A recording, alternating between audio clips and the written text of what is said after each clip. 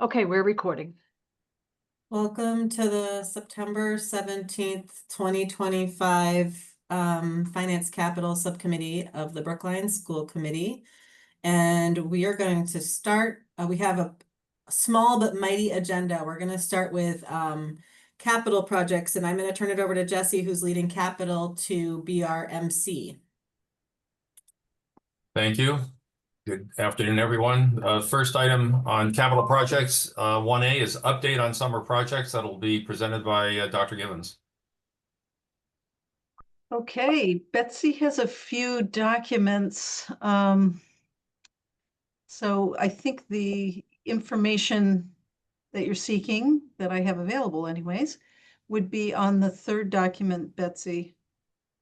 All right. Which is kind of color coded.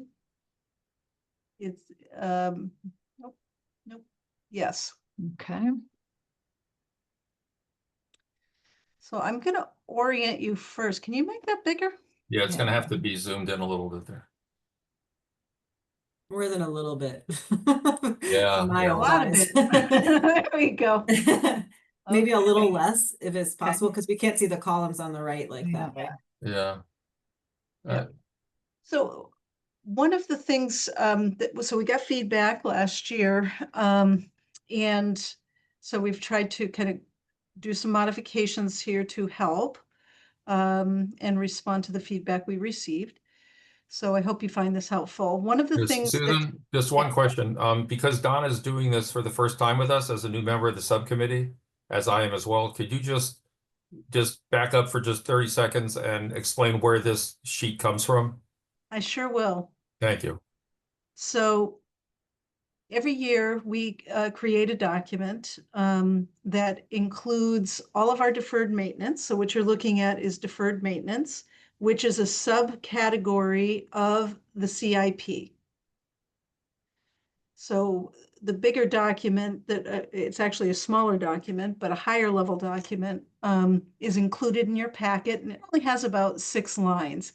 Those 6 lines represent our CIP request. So that's capital improvement plan. Yeah. So this is really the high level.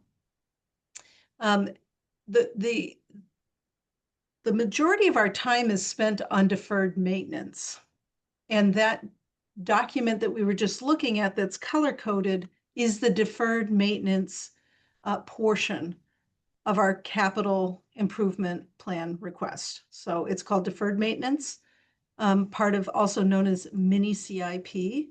Mini CIP refers to these little kind of mini, I don't want to call them grants, but they're mini capital allocations that the town makes for specific types of capital projects. So they call it mini CIP because it's not a big capital project, but a mini one, a smaller one. Okay. Thank you. Yep. And we do a 5-year projection. So I'll tell you that. And each year, our process internally is that Joe, our director of operations, he meets with the principals and they review, everything that may be working well or not working well in their buildings. And the principal with Joe put together the building level request. We also asked Charlie if there's anything that he sees in our buildings that should be added to the deferred maintenance. This year, he did not have anything to add. And so it's from this kind of grounds up process that we create these schedules. So when you're looking at this schedule this year, you'll see 3 colors. Everything that's in gray was part of our FY25 CIP request. Okay, so when we did this back in 25, the things in gray were on that list. Everything in yellow were things that were added last year to the CIP list. And everything in blue are the things that we're adding this year to the deferred maintenance schedule. Okay, so we color coded it this way for a reason. And that is because not last year, but the year before, during the budget development process, we submitted a request for what we wanted for the FY25 season, and the town gave us enough money for 2 years, which was something that had never been done before. And so with that funding in place, there's certain things that we were able to do. And then it also kind of limited us in what we could do in the subsequent year, because the town looked at it like, well, you told us what you wanted in 26 as well as 25, but we didn't build it designed with that kind of framework, because historically we had just been giving, for the most part, what we needed in the upcoming year, and the out years were kind of, more loosely constructed, right? We didn't give as much thought about exactly what we would want to do in the second year. And also, there wasn't a rating system, and this has evolved from prior schedules created from a different administrative group. So, Can I just make one little minor comment on some of this, Susan, which is yeah, until about 4 years ago, we didn't have a multi-year schedule and it was much more loose. We started coming up with these multi-year detailed programs about 4 years ago. So it was because and then about 4 years ago, it did map. Now, what the projects were in there, I think we were still figuring out which projects were like the status of the different projects, but we went from having very loose, non-defined future year asks to very specific, and it's been being optimized every single year. So just to say, it's like been a multi-year process, but there was some backup for the out years in prior years as well. so the reason why I color coded it this year is because when we went through the process last year, there were things that we felt were fairly urgent needs that evolved over the course of FY25 that we wanted to have considered for funding. And there was a protocol that was established when they made this 2-year allocation, that if we wanted to change what we were spending the money on, we had to follow this protocol. When we went through the protocol last year, we weren't able to get approval for some of those, what we felt were pretty urgent projects. And what we were told was that we could not proceed with anything new from 26 until all of the items that were listed on the 25 and the 26, the original 25 and 26 project list were completed, and the town building department had accounted for all the money. And if there was money left after those projects were done, then we could pursue additional new urgent projects. So that's kind of how things landed. And I felt it would be important to call out what we added in 26 that we were not, the town deemed we weren't able to pursue. And I'm also pointing that out because there were some of those things that were on the list in 26 that actually did get done, but those projects were not done out of the CIP money. And so the building department had resources in their repair and maintenance account, or they may have had money available in their HVAC account or another account that they used in order to complete some of the projects that we had on our 26 list. But I just want to make sure that it's clear that, we didn't make any attempt to circumvent what the kind of rules of engagement were on doing the 26 projects, but that in fact some of those projects were done over the course of the last year. So that's why you see this other column that's called, the status, and we put whether it was complete or not, and then if it was complete, where the funding came from. So there would be clarity around that.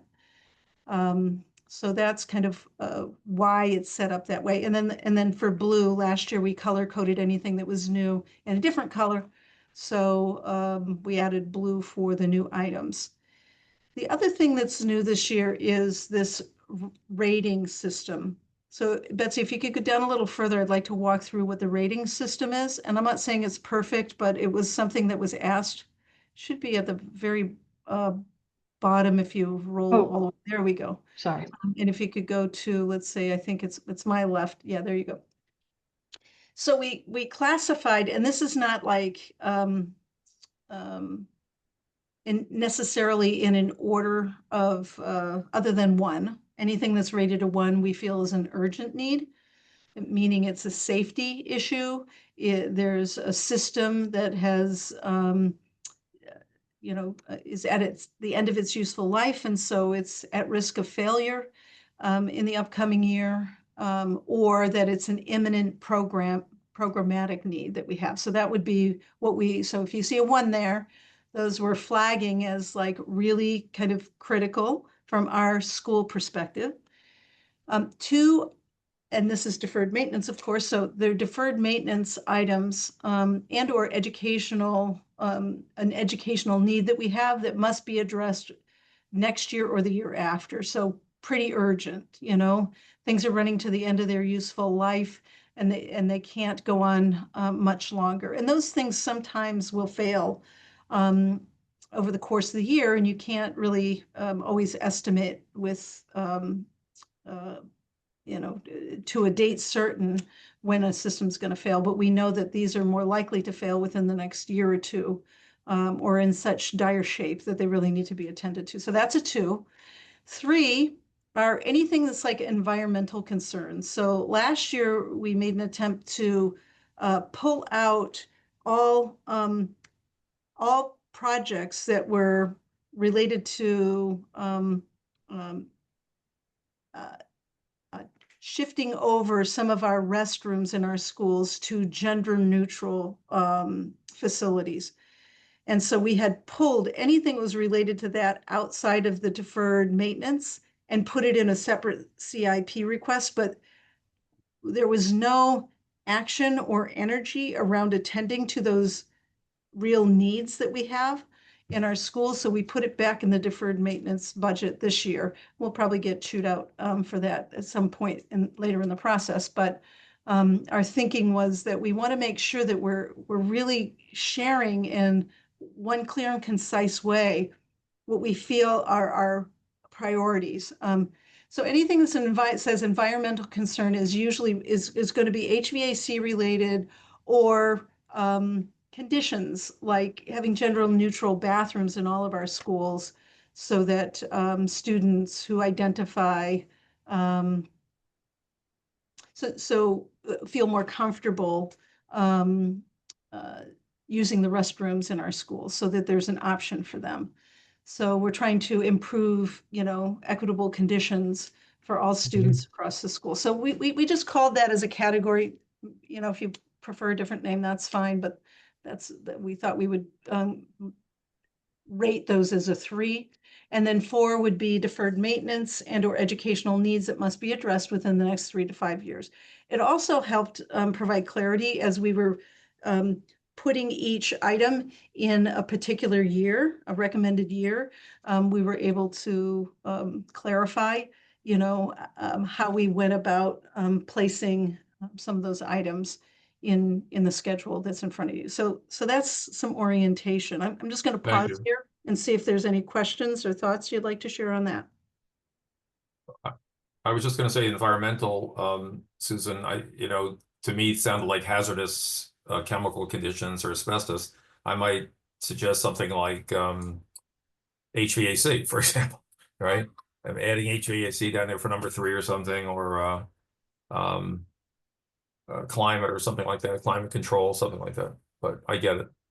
It's also the bathrooms. It was kind of equity. I Yep. thought about equity concerns maybe, because we do have conditioned air in, the majority of our facilities, but Right. not all areas. So that was it. So maybe we change it. I thought equity concerns, but then equity may have been misleading. So They're Right. very Okay. different. I don't know Changing. why you can't just bucket them as climate control and Yeah, gender inclusive bathrooms and just leave it at that. that's Sure, right. That's all there are, yeah. okay. Okay, So so the ones, okay, so the ones that are complete CIP got done already, right? And the ones that are, yeah, and the ones that are still blank are to be done at some Correct. point. Okay.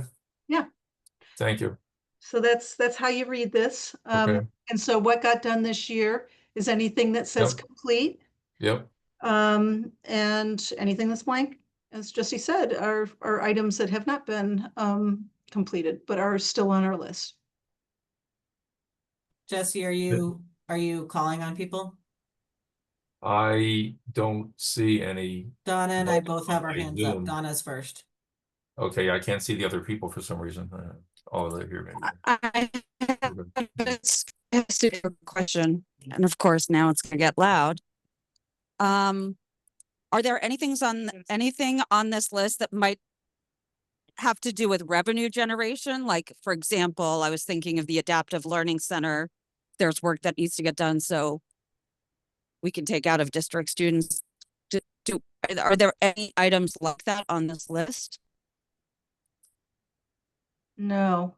No. Well, I mean, Donna, that would also require that we had a decision to proceed with taking more students or something. That would be like its own project. I mean, you're saying it as Well, if, I didn't mean that one specifically. I'm saying, is there anything like that on this list? No. no, this is all, I No, mean, if there isn't. So no. Mariah, you had a Okay, question? thank you. So, My question was, it's sort of like, I think what Jesse just asked, but I want to make sure I understood. Oh. So gray, yellow, blue has to do with when it originally entered into this document. And then whether or not they're complete has to do with just what's written in that third column. And then you're also including funding source in that third column. This isn't necessarily strictly the deferred maintenance, right? Because you have some of them here. I guess I'm a little confused about that, because if we're summing them up, or do they have zero in that column? Like, I guess my question is, are you expecting all of these to come out of deferred maintenance, or are you planning for some of them to come out of other funding sources? In which case we shouldn't have a dollar value summing at the bottom. But I'm just not sure, and I didn't get the chance to process this before the meeting, and I've just been looking at what we see on the screen. no. So Mariah, anything that says completed, we don't have a dollar value in this schedule now. Right, that I understood. I'm saying Yeah. for things like this one that particularly that I see the cursor on, in process food service revolver. Like, Yeah. so are there some things in here that we're charging to different accounts, but we have a dollar amount in here? No. Okay, Anything that's either in process or complete. If it's in fact, that's the only one that says kind of in process, and that's because it won't be complete until October. And we're waiting for bids on that. okay. And then my So- second question is, well, should I ask my second question, or are you still answering that first one? Nope. Okay, my second question is, and I think this came up from Carol Levin, maybe at our last meeting, and I'm just trying to get ahead of it, which is I don't remember what the dollar threshold is, but I'm just thinking about what are the projects which should be pulled out of this and stand and be described as their own project. Like, for example, I like the coding because it helps us pick up themes, but for example, should gender inclusive bathrooms and HVAC be their own? They're not necessarily deferred maintenance. You even classified them as something else. I guess I'm just trying to wonder, are there sub projects here that should be pulled out as their own funding buckets? There's nothing holy about deferred maintenance. This was, and so should they be, because what I wouldn't want to have happen is that, for example, gender inclusive bathrooms as one example, they say it should be its own project, but then it wasn't submitted as its own project, so it can't be considered as its own project. Yeah, so I kept going back and forth. Last year we pulled them out, gender neutral, we pulled out, as well as anything related to climate control. So we pulled them out. The disadvantage of that is that you couldn't see then what schools they were related to, and how we would prioritize by school the various outstanding items to be done on those. So we kind of merged it back into here so you could at least get a sense of like, this is everything for the Baker's school. And this is how we prioritize it, because we may not and I like your idea of separating out, so we can do 3 is gender is bathrooms and 4 is HVAC. We can adjust that for tomorrow night, and then we can have a 5th category then. But it was really so you could see what's going on at the Baker School as a whole. And when we pulled it out, Mariah, you couldn't see, and it didn't get any traction last year at all for funding. And so we can pull it out again, or we can. I just think it's helpful from a school perspective to see everything that needs to be done as it relates to a school. And that's the advantage of doing it in this Well, schedule. Maybe we don't call it deferred maintenance. I don't know. Like, That's really it, is what I'm wondering is, do we just like some of these things, like basically there could be another column here that says like request line, and some of them are gonna be deferred maintenance and some of them are gonna be their own buckets, and that's fine. Because as you say, it's very nice to be able to see all of the projects that are in the hopper for any school. And often we get questions from the community, like what's happening with the AC at my school? As one example, like Baker here, we've been asked several times about what's going on with, I think it's the 3rd floor AC. And even being able to understand how Charlie's projects might be like knitting in with this, that are funded through his CIP line items. And for example, even the playground, like I think there's a lot of nice things that could be done there to improve this. So I really like that. And it's not like it's going to happen for tomorrow, but it's definitely somewhere we could be aiming to provide clarity of by building. It's really nice. So thank you. Yeah. That was all I had for comments. Sorry if I was a little long, but one of the things I could do for tomorrow night in service to that, though, is if I make gender inclusive bathrooms, let's say a 4 and the AC a 5, I could separate it at the very bottom and say, this is the amount that's deferred maintenance. And this is the amount that is gender neutral bathrooms, and then that could feed into that overarching CIP request. We could do it that way. So if you think that would be helpful. I don't know. I think it would be helpful to ask both town staff and advisory what they want, and then do what they want before it gets submitted, so that they can't say they didn't get what they wanted. Because I don't want to provide them something that ends up not being considered because of procedural grounds. That's all. I can call Melissa tomorrow, Okay. but it's helpful for us to see everything by building. Yes. No, I like this layout, Susan. Yeah, it's great. And the idea of bucketing into a different code won't change how the AC looks at it. Particularly, it's just provides you a methodology to just separate out categories, which No, it does. There is a difference, Jesse. You have to submit separate projects, and if they don't get into the warrant correctly, they aren't considered. So it does make a difference. I know how to merge what we did last year with what we're doing here. I've got an idea. I can make a small tweak to this and honor that protocol you're referring to, Mariah. Okay. Not having deferred maintenance commingled with separate projects. And we can keep this. I'll just do what you said. I can put a small column in that just says deferred maintenance or project type, and then I can subtotal them by that, and then I can draw them over to this summary document. Easy peasy. I can absolutely do that for tomorrow. Thank you. Yeah. Any other questions on this portion? Okay. Hearing none. The second item on this rolled into it was the FY27 CIP request, including deferred maintenance. Are you, Susan, going to be presenting? Yeah. Okay. So what will change on this, based on our conversation that we just had, I'm going to add 2 categories back into this higher level CIP recommendation. And so I'm going to put back in gender neutral bathrooms as a separate category, and I'm going to add back in the climate control item that we had. Yep. And I'm gonna back that out, the amounts out of the deferred maintenance, so they all appear here. And it'll be clearer on the other page, so, so I'll just walk you through. So classroom capacity are our leases for, BEEP. And so our leases, we will expire in FY30, so that's why you see TBD after that, because we haven't negotiated anything. Of course, I suppose, if you wanted, I could, just add 6% to each of those. Why 6%? Because in the current leases, the maximum amount that the lease can go up in any year is 6%. And it goes up based on a CIP that's identified specifically in the lease document.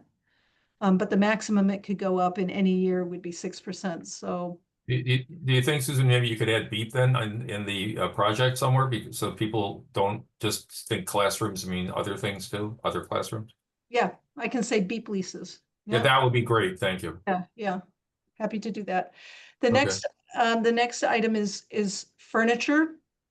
We had made a change, and this is to Mariah's point. If it's not written specifically in the warrant article that's approved at town meeting, or the article at town meeting, then you can't spend it otherwise. So one of the things we had done as a cleanup from the original document that had all of this deferred maintenance is that there was these items that were FF&E related. So it wasn't just furniture, it was the whiteboards that are affixed to the walls in the classroom.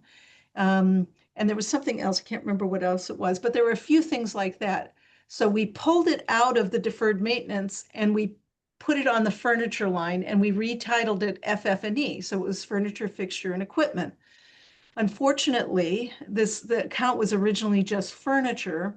And when the article got written, it was written for just furniture. So,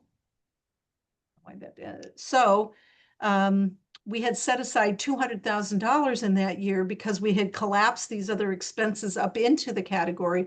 But because the article was not written to include fixtures and equipment, we weren't allowed, or we were prohibited from spending the money on that. So now we've retitled it just furniture, though I really wish it could be furniture, fixtures, and equipment. And maybe we can change that for an upcoming year, because they are all kind of, Why can't we fix that for this year? I don't understand why we would No. have to back away from our idea of, I I think it can- was I can- called last year failing furniture and fixtures replacement. I'm just looking at last it year's. was, Yeah, it was. But when we went through the CIP process last year, that was something that that we got Was rejected? clarified. We'll say. I thought it was like whiteboards and projectors, right? Wasn't that? It Yeah, was whiteboards. whiteboards, it was projectors, it could be any equipment, could be custodial Right. equipment, it could be whatever those things that wear out. It's not always a desk, right? It's. But I don't understand, did it fail? Did it fail because, did this fail on a technicality because somehow the wording was written wrong, or because Correct. it got rejected by town meeting? The wording was written wrong. Well, then let's fix the wording this time Yeah. and not use the wrong wording and make sure it gets into the budget as the right wording. Into the warrant as the right wording. Okay, We can do that. thank you. So for tomorrow, we'll change it back to furniture, fixture, and equipment. And then we'll make sure that what we write in our description aligns with this. And it's not that we didn't write it clearly. It didn't get translated from what we wrote into the warrant article. And Yeah. so what I have to do is just make sure that Melissa lets me see the warrant articles before they're printed. So Yep. I'm sure that what we submit to them is in fact reflected in the warrant article, which is where it fell apart. But Okay. happy to reintroduce that, because it really is what it is, right? I mean, we should be able to have this account set aside for furniture, fixture, and equipment that fails.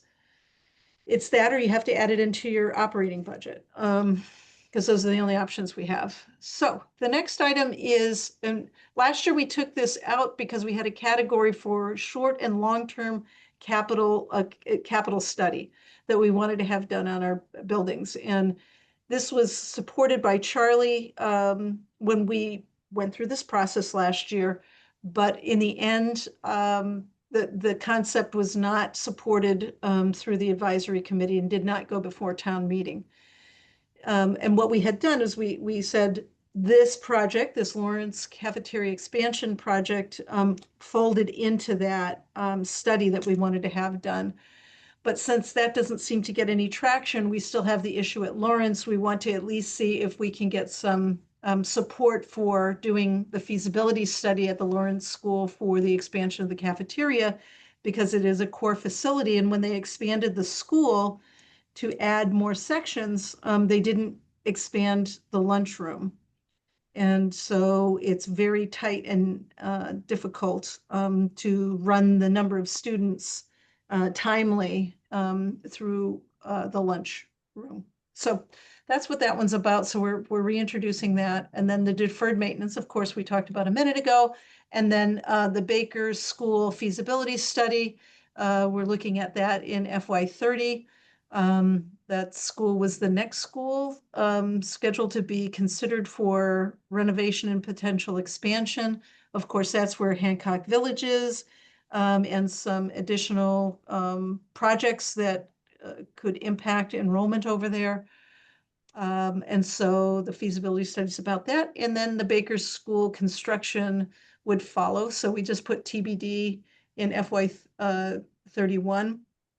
Of course, that could be 32. It depends on what we learn from the feasibility study. So again, we would just add 2 other categories, gender neutral and climate control, to this bigger list for tomorrow night's meeting. I will change the classroom capacity to say beep leases, and I will change furniture, fixture, and equipment Well, as that's we what had it'll last become.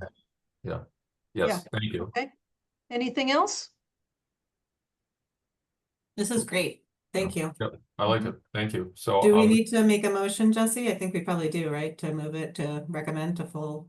yeah, so, is there a motion on the table to recommend that both reports go in their to be edited version before tomorrow to the full school committee tomorrow evening? So moved. Seconded. Thank you. I think that was Sarah. Yeah. Yes. Excellent. So we'll, how do you vote? Mariah, Yes. Donna, Yes. Sarah, Yes. and I vote yes as well. So both pass. Susan, thank you.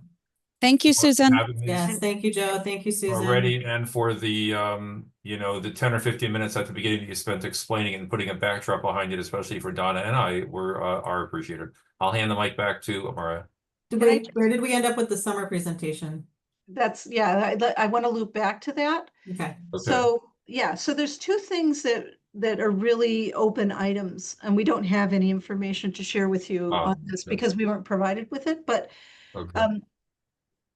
we were given a CIP grant of about $1 million in FY23.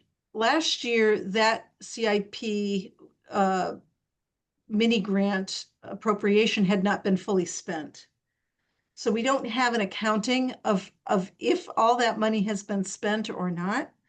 And then we had the combined grant from FY26 and 2025 and 26 that was about $2 million.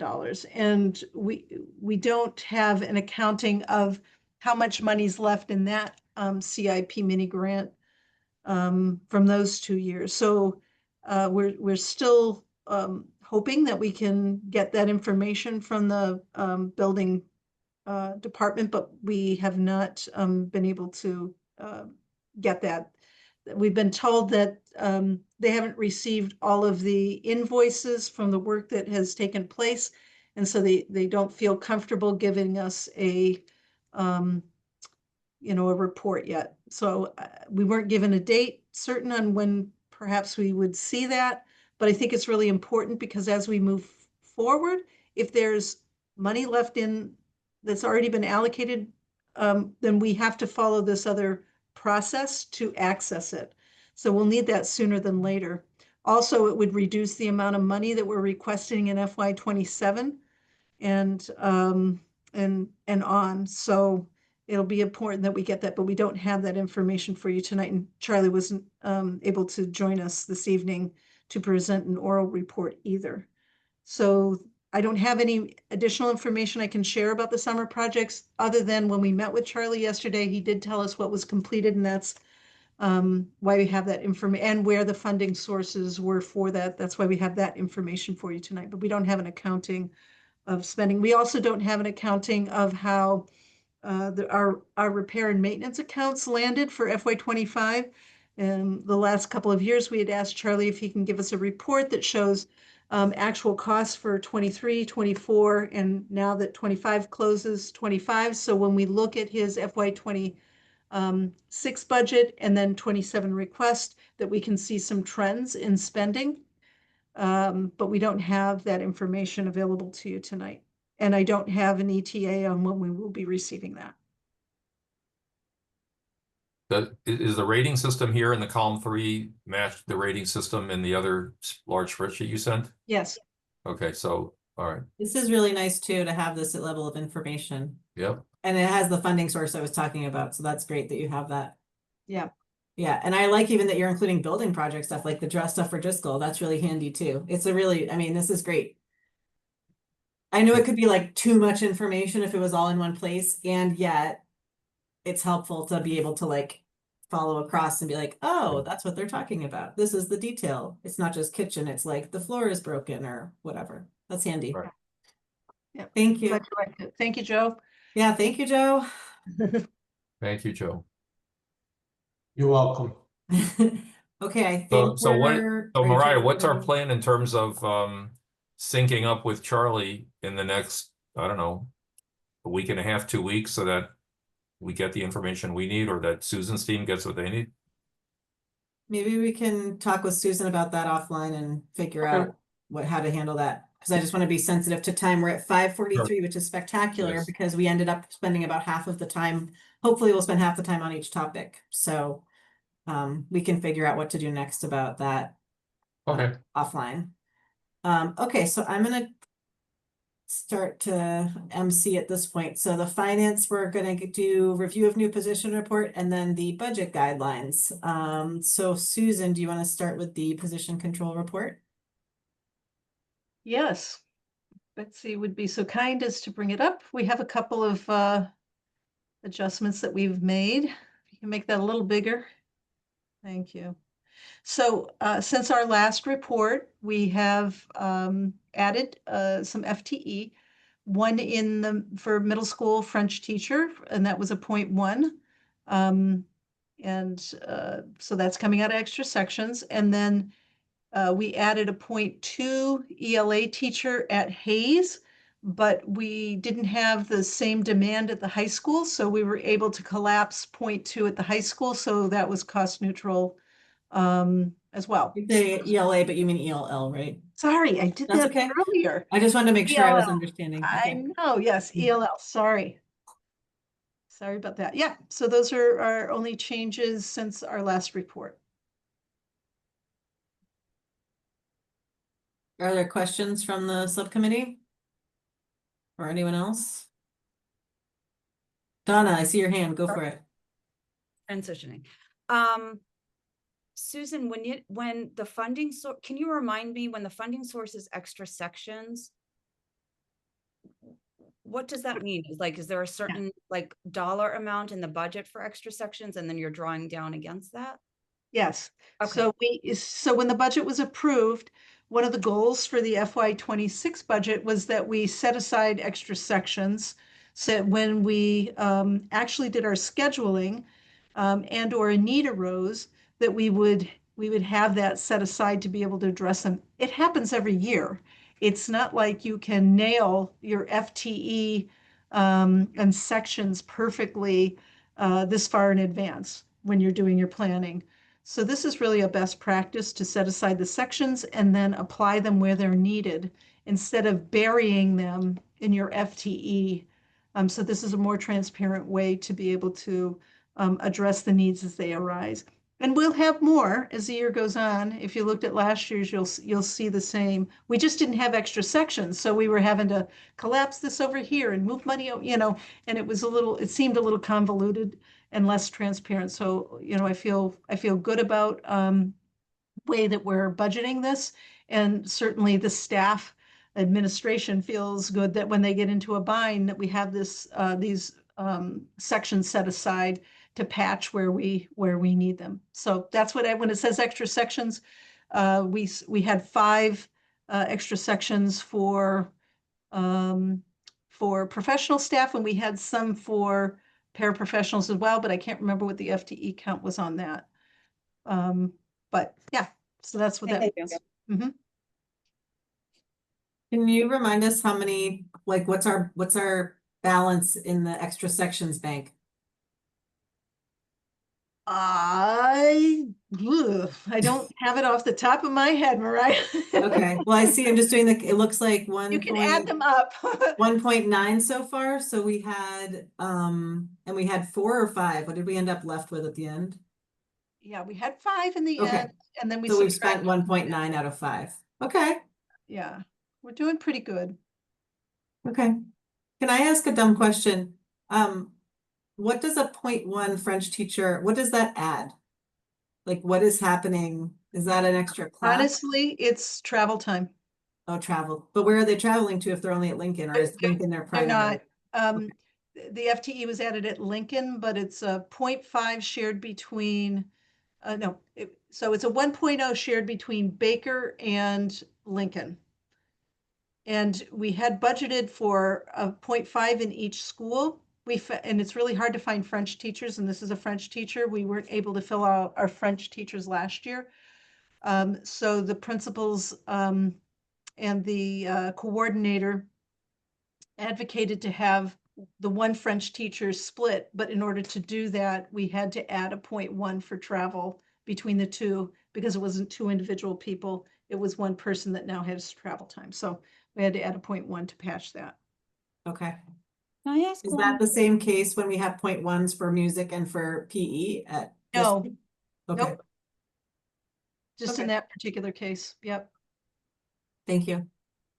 Any other questions? Yeah, sorry, I have one more question. Susan, what is like the, I don't know what to call it, lead time or processing time from the time a principal asks, from the time the principal decides they need an extra section to when it shows up on this report? Is it like just a matter of weeks, or how does that work? I'm specifically in the back of my mind is BHS class sizes, and if BHS needed to add, and if BHS needed to add class sizes based on what was happening from the start of the academic year, would that have already shown up here? Yeah, no, of course, there's 2 semesters, right? So when they go to second semester, they may need more sections then. And so if they do need more sections, then we would add them. They did ask for, the only thing that high school asked for was just this 0.4 social studies teacher. That's all they've requested so far this year. So it doesn't take long, really, because now we have the sections set aside. So we're not having to figure out where's the funding coming from. And then you have to Right. negotiate, oh, we're going to take from here to there. This is so much easier and much quicker. These are turned around in within a couple of days. I mean, So it comes on your report monthly, but in terms of if a principal requests it, so that we'll give either of the 2 that were here. So it goes from principal, it's requested for review of the deputy of teaching and learning. In the case of these, if it was OSS, it would be Karen, Dr. Schmuckler would review those. If they approve it, then it's sent to me. I set them up. The finance team gives it a position control number. Once the position control number is provided, then we can go ahead and advertise if it's an advertising situation and post. Pretty seamless and pretty quick. And then we give this report to you once a month at your meeting, so you know what activities transpired over the course of the month.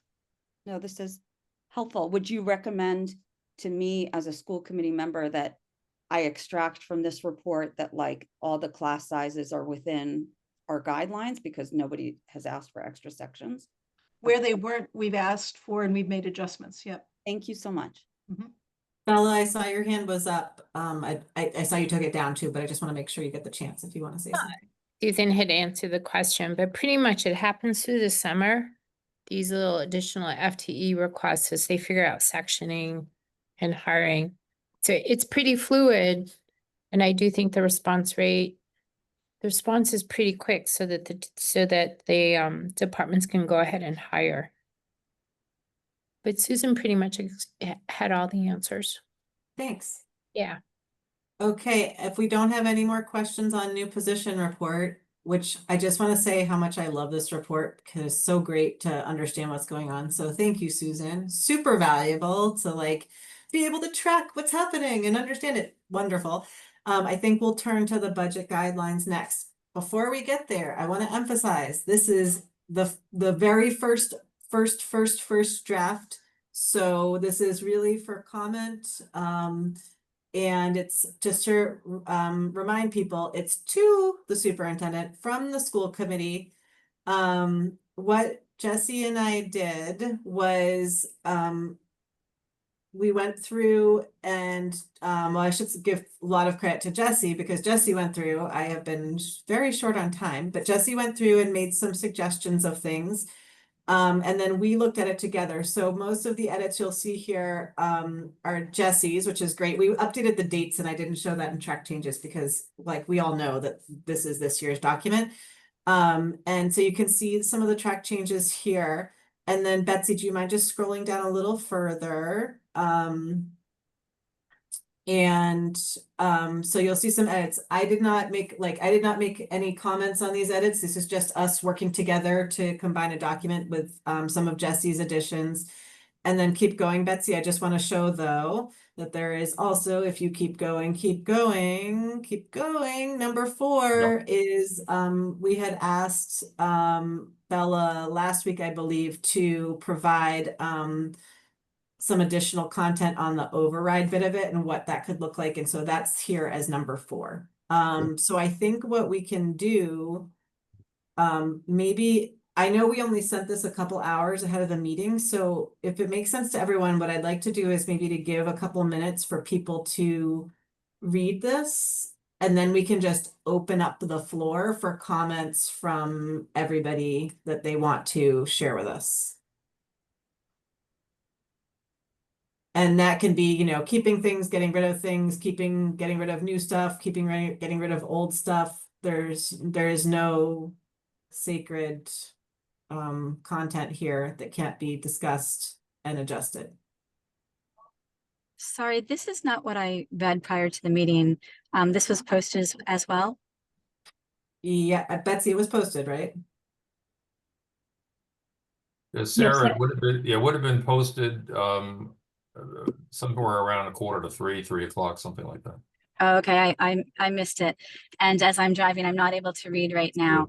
But I will participate as we go. I just am not able to do that reading right now. Don't worry. And remember, this is just the subcommittee's first draft of it, and we're going to discuss it tomorrow at full school committee too. So like this is the first bite of what will be a multiple step process. Right. Okay. Yeah. I'm just happy we're doing the work. So it's all good. Yeah, thanks. So again, I just want to leave like a minute or two for people to read what they received a little bit earlier. Betsy, do you think it makes sense? I have the live version of the document. Should I pull that up and you take this down so that if people make comments, I can sort of just tack on their comments onto the live version? Sure, that'd be great. I'll stop this. Okay. So I'm going to hopefully share my screen. Can you see that? It says it's coming. Okay. Not there yet. Okay, great. It just showed up, yeah, with your correction. Perfect. A little small, but Sorry about that. Let me see if I can make it. Is that okay? Is that better? much better. Okay. Maybe it's too big now. Not bad. Okay. Yeah. So So how do you Good. want us to what do you want to do? Should we just? I'm just gonna have people raise their hands and provide comment, things they like, things they don't like, and we can discuss them. Some of this is just sort of like cleaning up language, like getting rid of since last year's guidelines, you know, Jesse just sort of, and I modified that I think we get into the heart of it as we really get down to, this is all mostly, I would say, it's not the meat of the body of it. The real work is getting down into what we really care about, what we prioritize, what happens, what we request in 27, what we request in out years, and then how it ties to the override. Donna, do you want to start? Oh my goodness, yes, I would, yes. And this is again, I'm just throwing things out here for conversation purposes. I really appreciate the sort of like reframing of this document. I think it's, for me, it's really helpful. I hope folks in the administration will find it helpful, and I think their feedback is going to be really valuable. But there was a couple of things that jumped out at me in that first paragraph, where we're talking about sort of why we have this document. Something that's on my mind is also, and I'm not sure I have the right language. Mariah, I'll rely on you to like Restate what you like to say. Yes, yes, you're much more eloquent than me, so you can fix everything I say wrong. Is to make the budget process as efficient for everybody as possible. So meaning we have like I feel like we have a limited window, and we want to be respectful of the resources that we have available on the 5th floor, and then also make the process as smooth and efficient for anyone who's participating as possible. That might already be in it, like sort of the intent of that might already be obvious, but that's just something that's on my mind. Okay, I'm putting it there up inform and yeah. facilitate. Okay.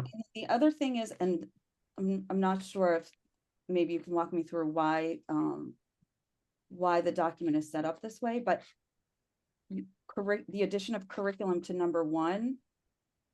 Right.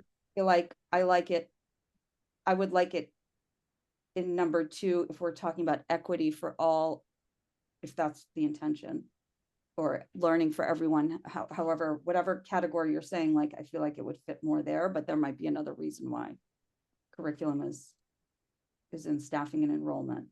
And I think that's it for now. I'm like I'm looking forward to hearing whatever. I think, yeah, Donna, I think that one of the reasons that I suggested we put the word curriculum there is because in last year's document, and again, there's no reason we have to stick with that, the world language, which is section D, world language is an option in lower elementary grades if that was to be in the budget and if it was to return.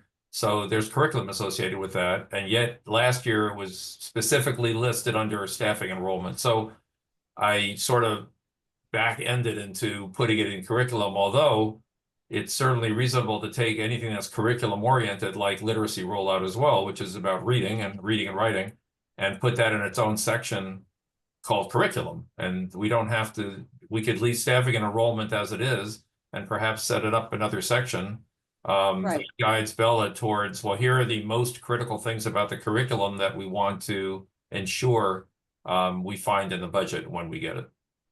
Right, because I mean, for me, I've always thought of literacy as an equity initiative. So, you know, there are other aspects of the curriculum that I think about that way. And then maybe like a zoomed out question for me, and we don't have to, I guess one thing I want to understand better is how you all, as more seasoned school committee members, and maybe, you know, Bella as the superintendent, how much focus should be on the strategic plan when we're in a sort of like an environment that seems to have shifted since the strategic plan was approved. And I'm a little bit confused about that. Like, how should I be thinking about that? Bella, do you want to take that question and then we'll come back to whatever you raised your hand for? Yeah. So at the last meeting, I forecasted I was going to address the strategic objectives and priorities for the coming year. So it's related to the strategic plan. I think clearly I'm interim, and so I want to honor the long range planning that was in place. And it also typically would have been a time in a strategic plan where a district would have been updating anyway. Usually when you put out a plan, usually in year 3, you're updating because you're adjusting to whether you know your timing and everything. Anyway, so tomorrow night I will make clear what we're determining to be the strategic objectives priorities that stem from the strategic plan. Like we didn't just create new things. It's they're already in the plan, but we're just making clear which ones we're picking up for FY27 and maybe anticipating for the next for FY28. But I agree with you that the plan will need to be updated when you have your permanent superintendent in place. But I think it makes sense to refer to the plan that exists and carry forward the initiatives that are already in place and continue to develop them. Does that make sense? Yeah, I think that's helpful for me. Thank you. Okay, it'll probably be clearer after tomorrow night too. That's something, Bill, that we had also talked about after you had to leave last week, which I think I mentioned that the deputies said they would bring forward sort of like the things that we all have to keep our eyes on the ball on. So it's nice that you're going to present that tomorrow. And it will be, I think, before we even talk about this too, right? So I think so. I yeah, think okay, my update, yeah. great. Should I ask the other question? Yeah, Sarah had her hand up, but I'll let you keep finishing talking and then we'll go to Sarah. I just was wondering about the intention of the world language being there in the guidance. Are you so I'm not so this subcommittee, is it approving guidance and it goes through the whole body and the whole body generally defers to what happens in the subcommittee, or is No, not for this, for sure. This is definitely a whole body document. okay, because the reason I bring up world language is there's an expense associated with it, and there is a lot of interest, attention toward like what we're projecting. And so I'm trying to figure out if I'm including that expense, not including that expense.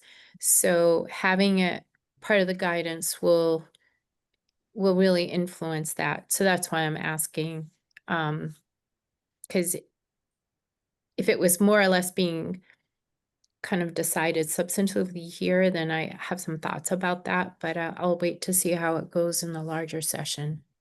Yeah, I think, and I'm sure Sarah is going to comment on that, and we had some conversation about that last week too, but I think that's going to be Okay. a vigorous conversation, as they say. I just sure I asked about it. Yeah, no, it's important. Sarah, why don't you go ahead?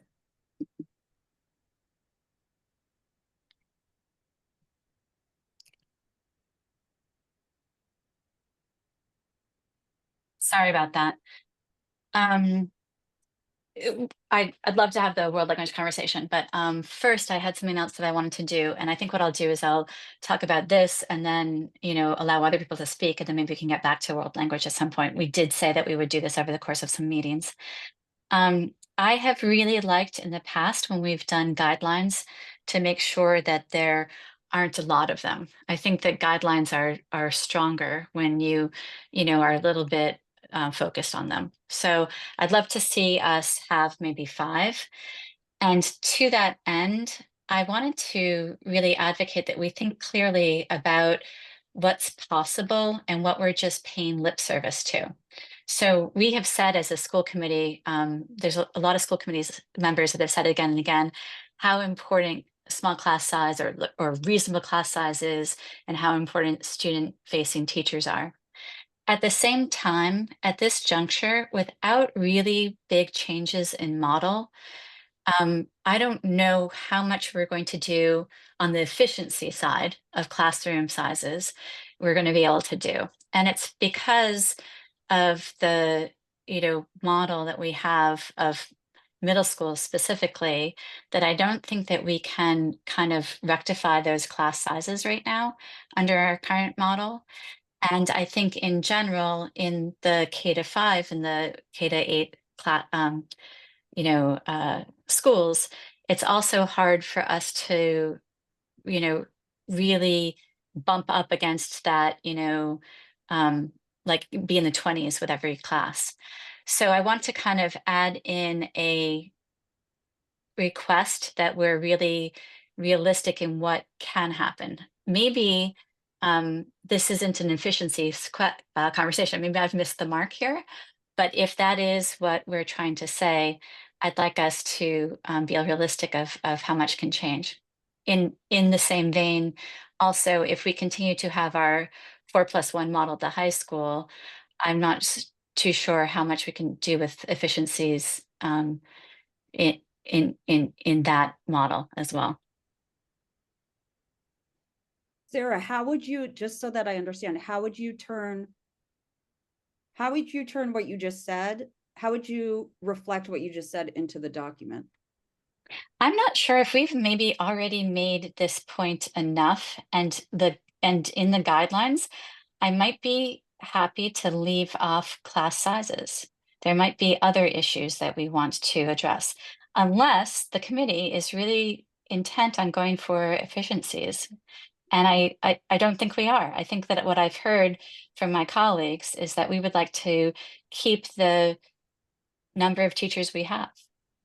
I don't think it's frankly fair to say that people aren't focused on efficiencies. I think it's more, in my opinion, accurate to say what you said earlier, which is the system is not designed to operate at its most. By using K-8 model, it's challenging to operate the system at highest efficiency, or what could be a more efficient system. So I guess, like Donna, I will say thank you for that. I like the way that you reframed that, and I just will, now that you have reframed it, I will repeat my comment in a different way. I think that I would really like our guidance to be realistic, and so and fewer points. So if we were going to go for fewer points, this might be something that I would leave off. Okay. Uh-huh. What do people think? Okay, go ahead, Jesse. I won't bring the conversation. I was just going to follow up on what Sarah said. The first bullet under number 1 was there last year. If you scroll back down a little bit, yeah, that ensure class size, the high school being closer to trends. I would agree with her. I mean, maybe that's a level of detail we don't really need to have in the guidelines. We'll know we'll know the enrollment in what, 2 weeks, in terms of where we are now, and it's more of a detail. I'm not, again, I wasn't on school committee the year before, so I don't know why class size at the high school was a major guideline. But if we left it off, I'm not sure that would make a big difference to what's going to get generated.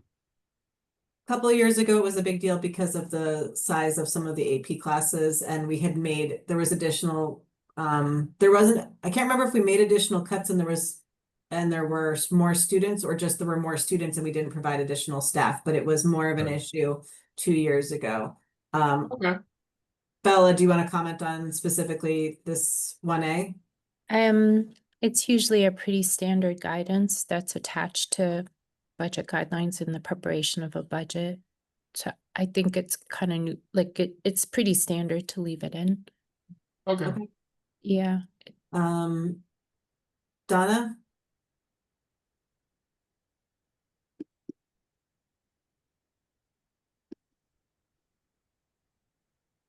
Donna, you're on mute. Maybe,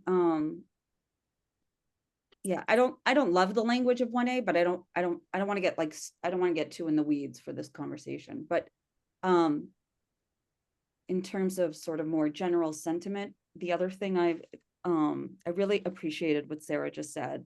The other thing that, and I don't know, again, how this would be reflected necessarily in this document, but my preference is certainly for small class sizes, but small class sizes alone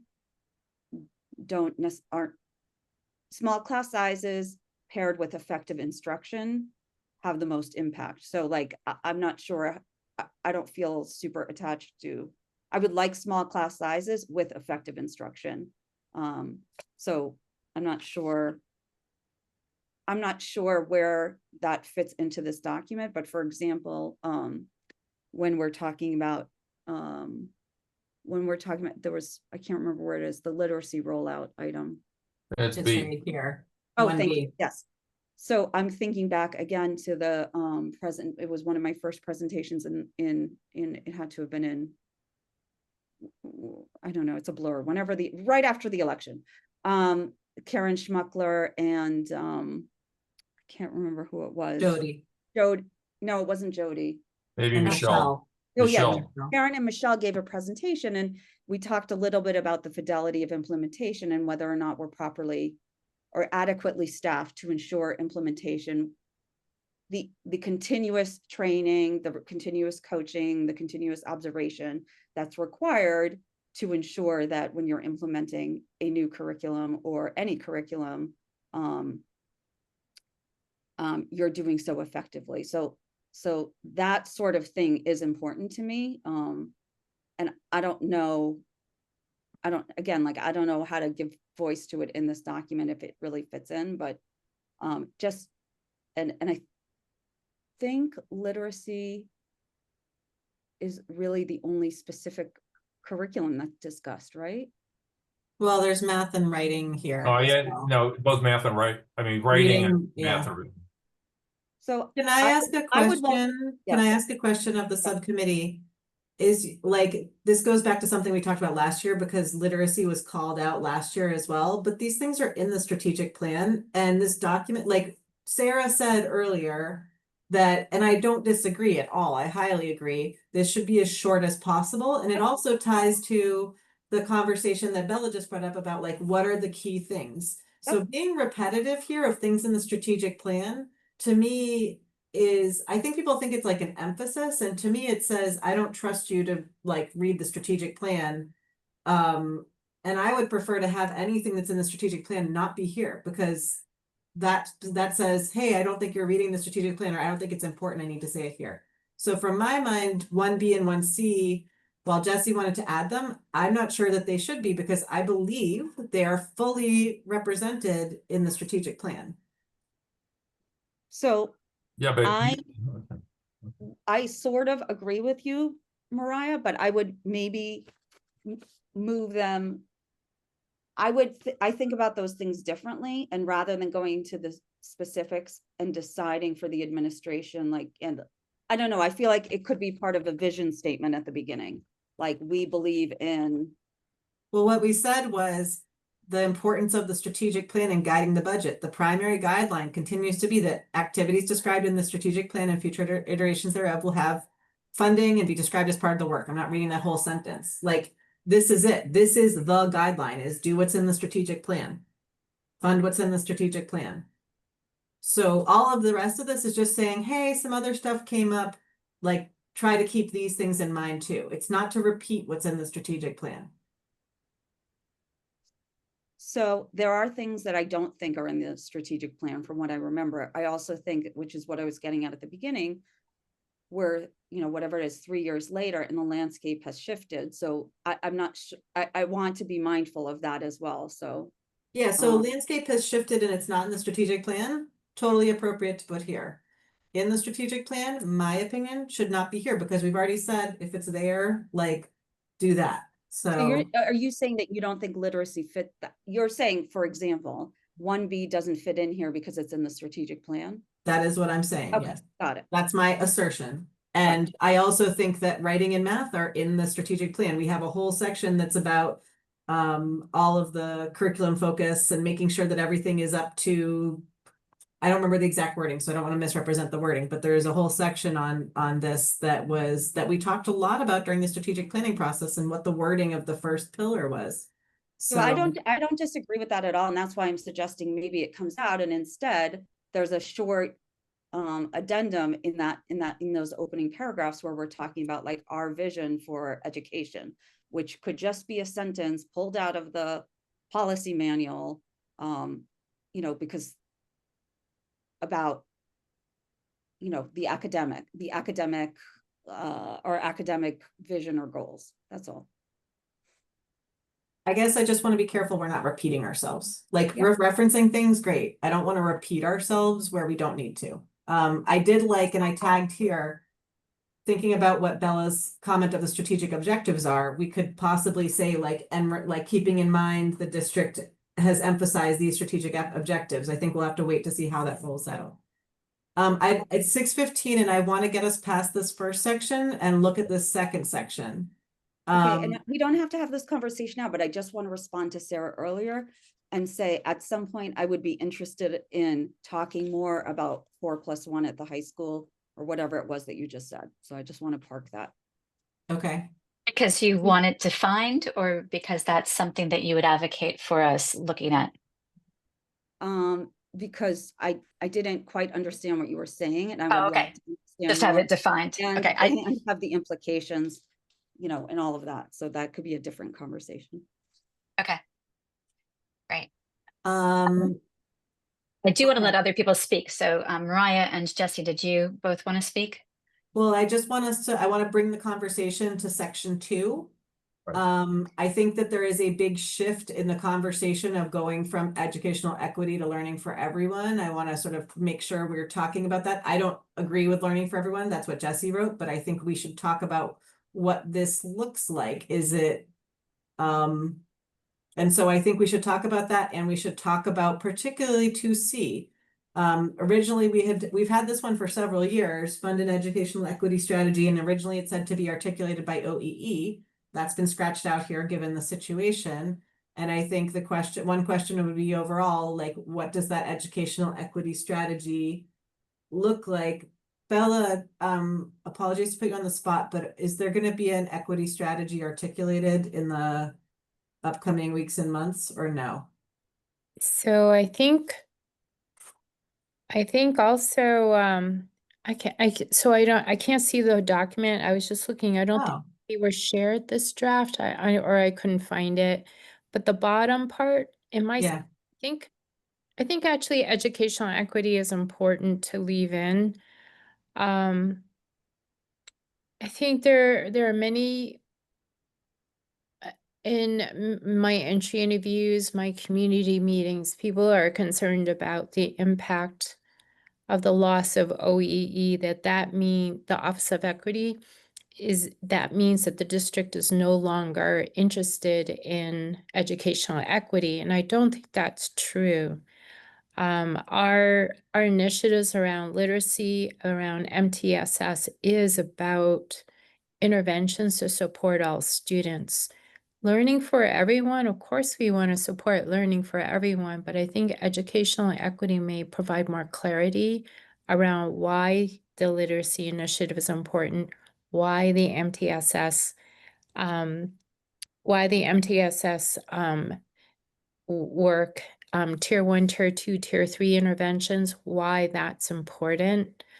And also the thought around, I have mentioned that I might look at what we could propose for right sizing the teaching minutes across the middle schools. And I don't know that we'll be able to do it or how much that will cost, but I'm casting that under the umbrella of educational equity.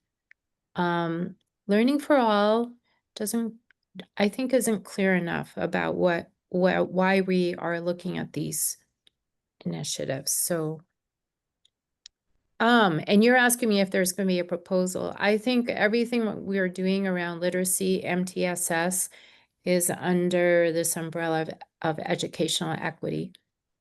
So I don't know that we will, I think we're embedding it as part of what our strategic objectives are. Okay. Just add something there, Mariah. Go ahead, Jesse. Thank you. So the reason that I changed it to learning for everyone, Bella and team, is that the one group that doesn't come up in the conversation are those students that are at the higher levels, the higher achieving students for whom classes might not be difficult enough, opportunities may not be provided to them that really stretch them.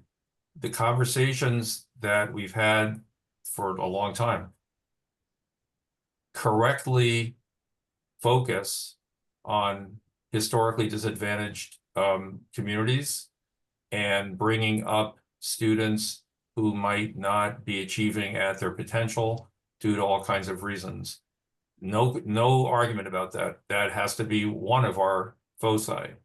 The reason I said learning for everyone is what you don't see in A through D is anything that really speaks to the population of families and students who have kids who need to even achieve higher. They're able to read, they're able to write. They may be, strong in math as well, of course, but there's no real discussion. I read through the strategic plan on this as well about the students, the other students, middle students who are just doing fine, right? And students who are super achievers. That we don't seem to talk about that, whether it's in literature. People came by on Brookline Day, spoke to me about this. Their kids aren't challenged enough in literacy, and they're good readers, but they're not reading the hardest stuff. Math, same thing. Science, same thing. So that's Jesse, why I what's the don't- proposal you want to make to add? Because I talked about this last week as well. I think that to me, it makes sense whether we call it enrichment challenge support and it meets that model, or a gifted and talented program. And Bella, I would like to hear your comments on this too. Like, what does bringing back some sort of program for the students who are academically advanced look like? And when is that reasonable? I just wrote here for proposal within the upcoming override cycle. It might not be in year 1, it might not be in 2, it might only be in year 3, but what does that look like? So, are you asking me? Yes, I'm asking you. So I did send you draft guidelines, and so this section here is not something that I had added. I was looking more generally at educational equity, and to me, educational equity for all students is about rigor for all students. And so it does not exclude looking at I don't know, enhanced enrichment for students. So what I mean by educational equity is appropriate rigor for meeting the students where they're at. But what does that look like in practice when, for example, right now, as I understand it, like that means differentiation within the classroom, and there might be some students or some teachers who are not finding that meets their needs. Are you saying that everyone is? Like, I'm literally asking, like, what does that mean? Yeah. So differentiation should be part of it. If you want to put explicit guidance about that, per Jesse's comment, then you can do it. Truthfully, I am focused more on just even getting equal minutes of instruction for all students. So this isn't even for historically marginalized performers. I'm actually looking at something, I guess, more basic. I think one of the things that helps out in this conversation is when you make the shift to educational equity, you're looking at all students progressing. And so wherever they start out, you have to see progression. And that's one of the things that I think that our school system needs to have more is benchmarking, evaluation, assessment, so that we can look at who's not making that progress. And that progress can be just as well for the students at the top end as it can be who students are or who are not achieving. That's really the educational understanding when the words shifted to be equity. So where do we land on this kind of wording? Are we talking about practically, again, I'm going back to practically, are we talking about, for example, returning to enrichment challenge support with halftime enrichment challenge people in the schools? What is the school committee asking staff to do? Because I think we need to be, as Donna accurately pointed out earlier, we need to be very clear and explicit on what we want to have happen if we're going to add this in. We can't make it vague and make it hard to achieve. Right, I would just say that the strategic plan section about teaching and learning is vague. So it talks about measurements, it talks about moving forward, things like that. It doesn't really discuss reading, writing, and mathematics, in terms of where we anticipate going, other than, getting to a certain percentage of students that pass the MCAS at a certain level or something like that. So I'm sort of thinking along the lines, Mariah, of maybe a statement. And again, this should be reflected on our budget, but again, it's not really in the strategic plan. It's something like a relentless focus on literacy, writing, and mathematics throughout the student experience. And that way it informs everything we do. And of course, using MTSS, for example, provides a set of like controls to ensure that students that are struggling are helped. Could be any kind of students. So But that's Jesse, what are like relentless is such a vague word. Like none of that changes. Like, I mean, staff are basically already, I'm quite sure most people would say they have a relentless focus, or they can't say if they don't have a relentless focus because it doesn't mean anything. It's not quantifiable. I think that that's why what you need to do is put in supports that help the teachers do that work. So instead of like a call to action, which is sort of the way that Jesse's saying it, and I don't disagree with anything you're saying, Jesse, I think that it's all very important. But if our teachers had across different schools, they had common assessments. If we give them the budget to put that into place, that's where we stand to gain the most, and that's where we stand to be able to deliver at the level that Jesse is asking for. Is we could only have metrics when the resources are there for the educators to evaluate and look at progress, which fits into MTSS as well. Mariah, Please go ahead. I'm wondering, Jesse,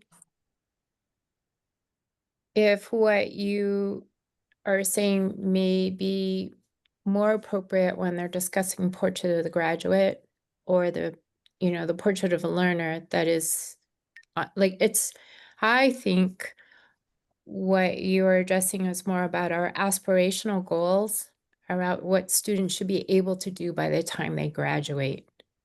And so that kind of fits more in there. In this part, when we're trying to create the guidance for the budget, this is it should be educational equity for me anticipates rigor for all students and to support their thriving. But I really think because they haven't started the work on it, that's the place for, I don't know, that aspirational visioning. I have a challenge with that, Bella, because some of that says, well, in my mind, when people hear portrait of a graduate, they say, oh, well, that's something that happens at high school. You know what I Right. mean? And I think that like what we find is that at the high school, there's this tremendous amount to customize and differentiate your education and have all these amazing experiences. And in the K-8, it tends to be much less so. And so much more, I'll say, sort of standardized, or there isn't that same level. And so what do you do if your kid is in 4th grade and they're bored with 4th grade math? Like, that's sort of my question. What are we doing for kids who are, and what do we do about the fact, this is something we talked about a lot during the strategic plan, that people who find their kids are bored, who have money, are going to Russian math, and people who don't have money are stuck. So how do we bring that level of challenge into their experience during the day as part of their education, and not assume and not rely on these third party quite expensive programs to provide that, which not everyone can access. So we had to use portrait of a graduate because that's what's in your strategic plan. But I've already suggested it should be a portrait of a learner, K-12. I think once you clarify what it is you want students to be able to do by the time they graduate, it will strengthen the integration across all the schools feeding into the high school. And if everyone's more aligned about what it is that the whole district is working toward, I think it may realize or manifest itself into what will feel, I don't know, so like substantive alignment to big issues, deeper thinking, deeper learning. And I think it would improve, or it could increase rigor across the board for all students. Well, that's interesting to think about as portrait of a learner, because that's something I think has been a challenge. We think about this fully baked Yeah. person coming out and not how they get there. And that's, Right. yeah. So the strategic plan only identified portrait of a graduate for the high school. And so again, to be respectful to the document, because you're going, you know, this was fully vetted and approved. And so I said at the last meeting that we're looking at it as that it'll transition to portrait of a learner. So while they start the work at the high school this year, they'll include K-8 representation to be sure that developmentally all of that will be part of that integration as they develop it. The funding that was protected for FY26, school committee rightfully protected the funding for the literacy implementation, which is largely K-5, and then a different stage for 6 through 8, and specifically protected funding for portrait or graduate for the high school. I am strongly encouraging that it be shifted to K-12, but the way it was structured coming into this year, that's what we're working with. But we are gonna make sure K-8 leadership is part of the meetings, so that they shift. But absolutely, it should be a K-12. I don't like, I mean, I'm consciously saying K-12 because pre-K 10, I don't know, maybe pre-K curriculum could also dovetail into it. But I think it will strengthen, it will foster deeper learning Mhm. from the earlier grades all the way forward. By the time they come to 9th grade, I think they'll look different than before you fully integrate the aspirational, you know, goals. And again, when they develop it, I anticipate they'll look at 3 buckets. One is content, the other are skills, you know, it could be, you know, spreadsheets or whatever they're going to do, or coding. And then the third bucket is really habits of mind. I feel students with similar backgrounds, with similar challenges, some of them just overcome them and others don't. And so that I really think that comes from habits of mind. Thank you, Bella. I think what we're gonna do now, I see hands are up, but we're at time. This conversation is gonna continue tomorrow, and I think, given how vigorous the discussion was at the subcommittee, that there's gonna be much more enthusiastic conversation tomorrow night, and so we don't need to continue to talk just among ourselves. We'll have some opportunities to continue the debate in the larger group as well. Okay, Thank you. thank you. Thanks, everyone, and we'll see you tomorrow. Thank you. Night. Bye. Bye.